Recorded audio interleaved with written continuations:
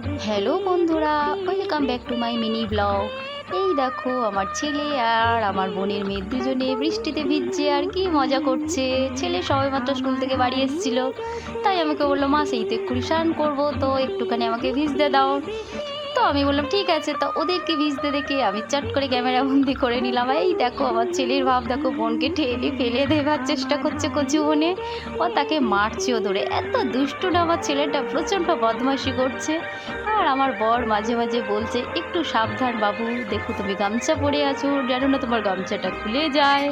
আর দেখো কিরকম আমার ক্যাংলাসটা নাচ করছে, আর এই জলের মধ্যে ছাপাং ছাপাং করছে।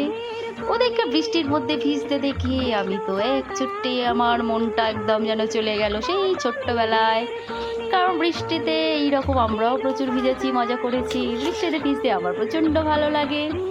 আমার মতো তোমাদেরও কার কার বৃষ্টিতে ভিজতে ভালো লাগে কমেন্টে অবশ্যই জানো। আর আমার ক্যাংলাসের নাচটা দেখো, হাত দিয়ে কেমন করে করে নাচ করছে, আর মাঝে মাঝে একটু করে দুষ্টুমি করছে, আর আমি হিয়াবেটা করছি বলে ফাটিয়ে যাচ্ছে একটু মাঝে মাঝে।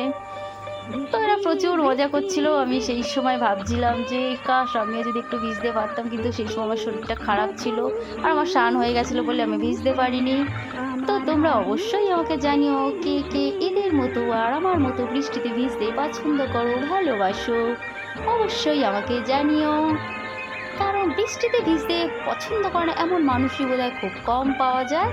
আর আমার মনে হয় সব মানুষ, প্রায় সব মানুষই বৃষ্টিতে ভিজতে খুবই ভালোবাসে, মজা করতে ভালোবাসে। দেখো নাক দিয়ে সর্দি বেরোচ্ছে, তাও ওর ভেজা চাই চাই। তো এই ছিল আজকের ব্লগ, টাটা বাই।